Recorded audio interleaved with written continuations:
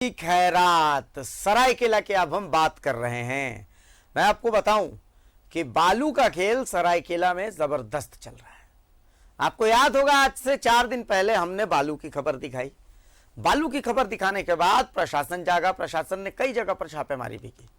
अब हुआ यह कि हमारी खबर दिखाने का असर हुआ कि पहले तो यह खेल दिन दहाड़े चलता था, आप जब जाइएगा तब बालू लदे हाईवा ट्रक सब नजर आ जाएंगे, लेकिन अब यह खेल रात के अंधेरे में चलता है।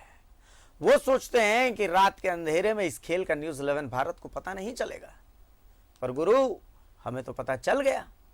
देखिए हमें जो पता चला है इस रिपोर्ट में।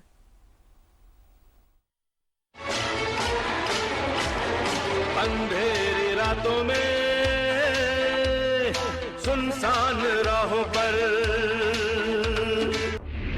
अंधेरी रातों में सुनसान राहों पर सरायकेला में क्या होता है? यहां बालू का खेल होता है। पहले तो यह खेल दिन दहाड़े होता था, पर जब से बालू के इस खेल पर न्यूज़ 11 भारत ने वार किया, ये खेल दिन दहाड़े रुक गया, पर रात में ये खेल फिर शुरू हो जाता है। ये खेल चलता है इचागढ़ और तिरुलडीह थाना क्षेत्र में। सोचिए कितने ढीठ हैं ये बालू तस्कर। खबर दिखाए जाने से भी इन्हें फर्क नहीं पड़ता। पुलिस प्रशासन को ठेंगे पर रखते हैं ये तस्कर। हाथी दांत की तरह पुलिस और प्रशासन की कार्रवाई। तो क्या अब इन बालू तस्करों पर कार्रवाई होगी या अब भी प्रशासन काठ का उल्लू बना रहेगा? सरायकेला से न्यूज़ 11 भारत के लिए बसंत कुमार साहू की रिपोर्ट। तो देखा, हाथी का दांत देखा है आपने? सरायकेला का प्रशासन वही हाथी के दांत लेकर के घूमता है, लंबे लंबे दांत। मतलब यूं है कि ये दांत तो है लेकिन ये खाने के काम नहीं आएंगे। सरायकेला प्रशासन तो है पर करेगा कुछ नहीं, सोया रहेगा मस्त चादर तान के।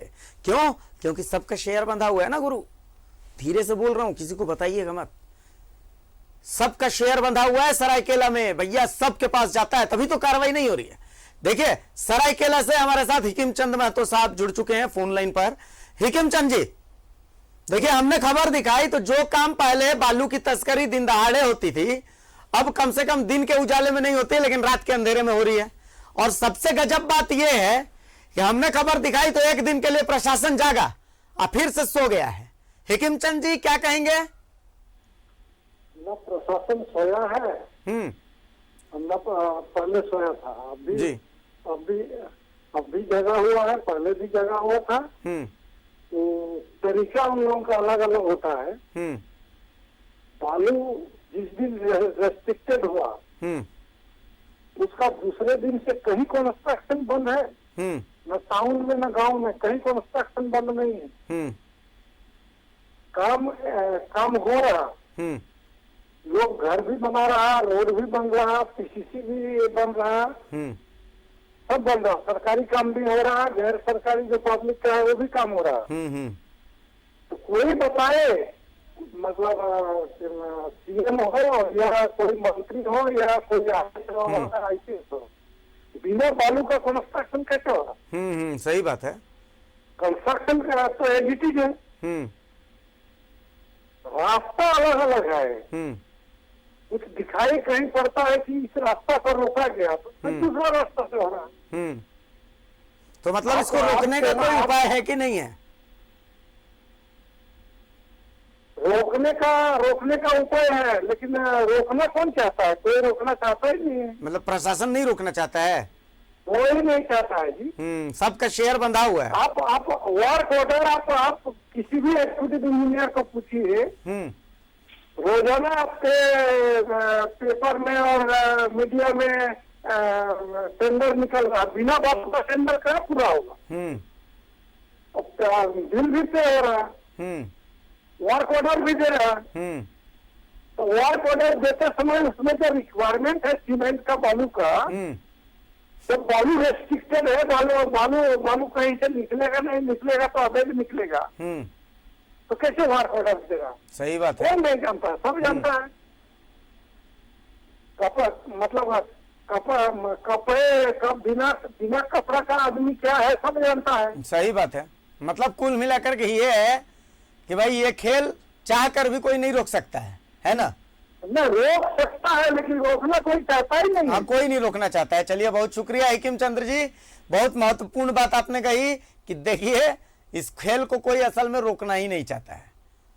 असल में किसी के अंदर ऐसा मंसूबा ही नहीं है कि भैया इस खेल को रोक दिया जाए। क्या है कि भैया सबको थोड़ी मिठाई खाने को मिल जाती है, तो भैया काहे के लिए रोका जाए इस खेल को? बढ़िया तो चल रहा है, पिछले दरवाजे से बालू की तस्करी, बढ़िया खेल है। इस खेल में हर किसी के घर की रोटी जो है वो मोटी मोटी बन रही है, तो भैया हर कोई उस रोटी का आनंद ले रहा है, तो काहे के लिए बालू की तस्करी को रोका जाए?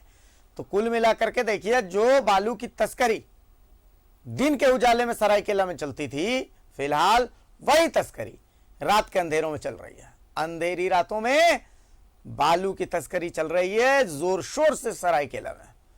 अब प्रशासन को देखना है कि भैया इस पर रोक लगाता है प्रशासन, या फिर से वही हाथी के दांत दिखाता हुआ और उसके बाद फिर खेल चलने देता है।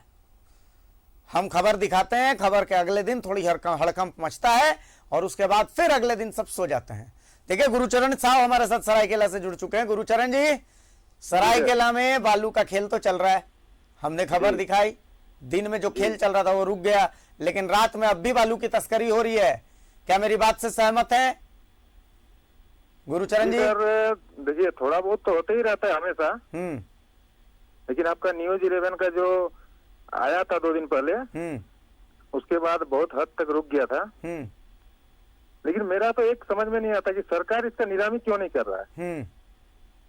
अगर सरकार को राजस्व चाहिए, आज विकास के लिए फंड चाहिए, पंचायत में आज अगर दिया जाए, इसको नीलामी कर दिया जाए, सरकार को राजस्व भी मिलेगा और इतना चोरी छुपे भागा दौड़ी ये सब खेल भी नहीं चले।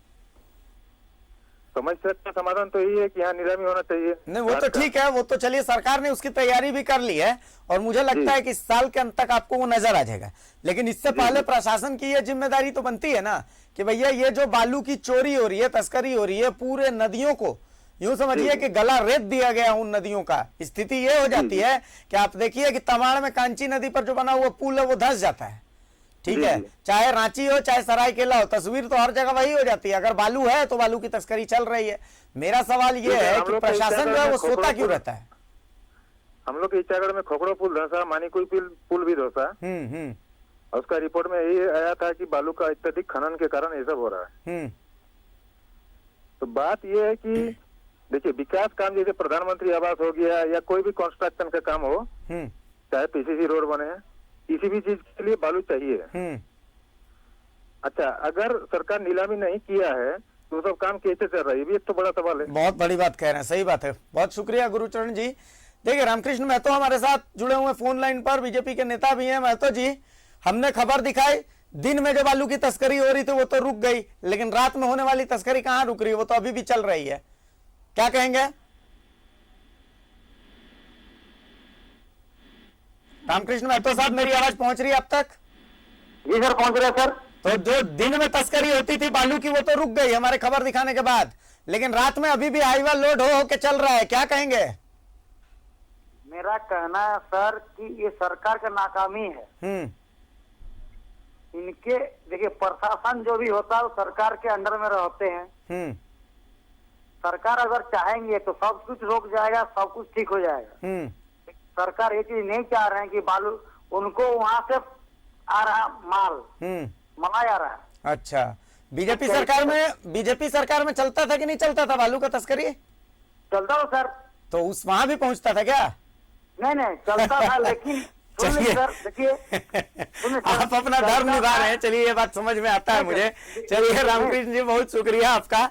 ठीक है, अच्छी बात आपने कही है, इसमें कोई शक नहीं है कि सरकार पर सवाल होना चाहिए कि भैया कैसे हो रही है बालू की तस्करी, लेकिन वही एक आंख में सुरमा एक आंख में काजल तो नहीं लगना चाहिए। सवाल तो मेरा सबसे रहेगा, चाहे ये सरकार हो चाहे पिछली सरकार हो, मैंने तो हर सरकार में बालू की तस्करी देखी है, तो भैया मेरा तो सवाल उनसे रहेगा। एक छोटा सा ब्रेक ले रहे हैं, ब्रेक के बाद जब वापस आएंगे तो हम कोशिश करेंगे कुछ चीजें ऐसी है जिन्हें बदलने की, और वही बदलाव हम आपको दिखाएंगे, लेकिन एक छोटे से ब्रेक के बाद डंके की चोट पर जाएंगे।